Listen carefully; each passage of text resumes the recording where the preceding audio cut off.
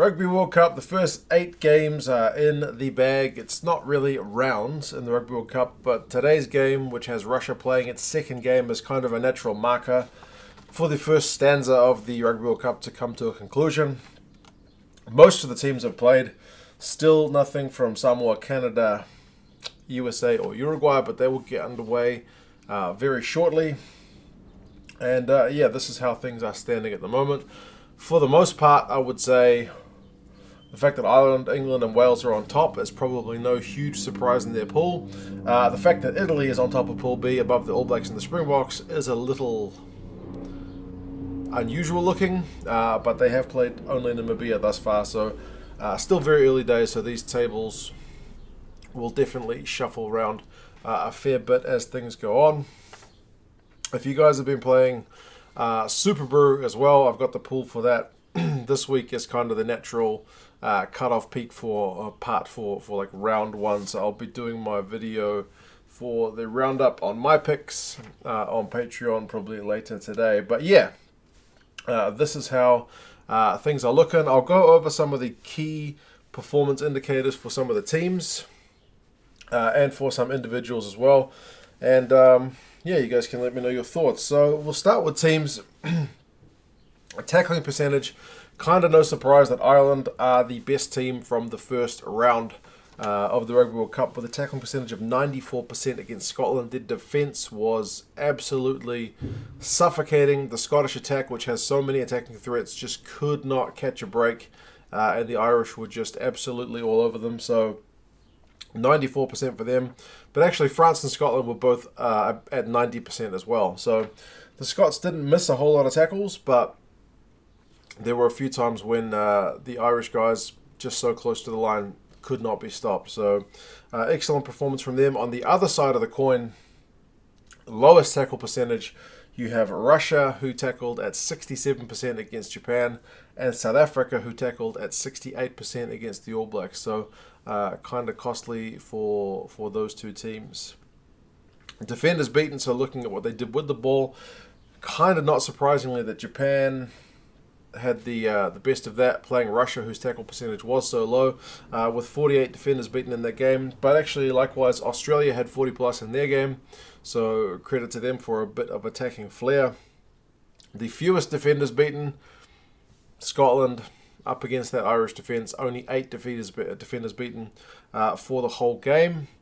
There were some individuals, which I get to later, who had more defenders beaten than that whole Scottish team. So, yeah, that's just kind of the nature of this week. In terms of possession and territory, the team which had the most possession and territory and managed to get a win was Australia in their match against Fiji. They had 67% possession, 72% territory. So that kind of traditional stat, which is often debunked as not like the main measure of success anymore because of all the different playing styles. But in terms of that traditional look, Australia had the possession, they had the territory, and they got the result. Whereas you look at Argentina, they also had the possession, 58%, they had the territory, 62%, and yet they ended up with a narrow loss to France. So France managed to win a game despite having less ball and less territory than their opponent. Most run meters was England against Tonga with 654. A very close second, just 1 meter behind, was Japan with 653 against Russia. The fewest run meters gained was Tonga against England, 199 run meters. So again, England overall pretty dominant in that game. The most even in terms of run meters was actually South Africa and New Zealand. So the scoreline was 10 points, but that's an interesting stat. There was only 3 meters between those two teams, with South Africa actually having 3 more, with 370 to New Zealand's 367. So a pretty tight game in that regard. Most penalties was the Fiji-Australia game with 21 penalties, 12 of them to Fiji. The fewest penalties was actually Japan and Russia in the opener with only 10 penalties in that game. Interestingly, Nigel Owens kind of got a bit criticised for letting too much stuff go in that game. So the ref is a little bit damned if he does, damned if he doesn't, because if you give away too many penalties, you're disrupting the flow of the game. If you are too loose, then you get criticised the other way. So I guess it's that happy medium we're after.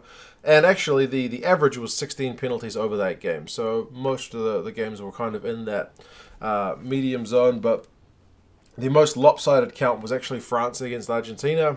France penalised 15 times to Argentina's 5. So didn't cost them the match, but it was pretty close to it. Individuals who had the most run meters, Marika Koroibete for Australia had 125 run meters. Colby for the Springboks 124, so pretty close. And Jimeno, who's a forward, a loose forward for Japan, 121. So excellent performances from those guys. Defenders beaten. Remember I said Scotland had 8. Lemeki for Japan had 13. Colby for South Africa had 11. And Karevi for Australia had 10. So all those 3 guys got into double figures. Good news if you had these guys in your fantasy teams. Likewise Matsushima for those 3 tries. Tackles. Voka from Fiji came off the bench and was their top tackler with 18, and apparently that's a Fiji record for Rugby World Cup number of tackles for a Fijian player, 18 from 18. Nell for Scotland had 18 from 18, and Lapis Labiskakni had 18 out of 19 for Japan. So yeah, pretty good effort from those guys. Missed tackles, the Russian fly half Kushnarev, he was the number 1 missed tackler with 6 missed tackles, but he did make 9 tackles, so his ratio is not that bad.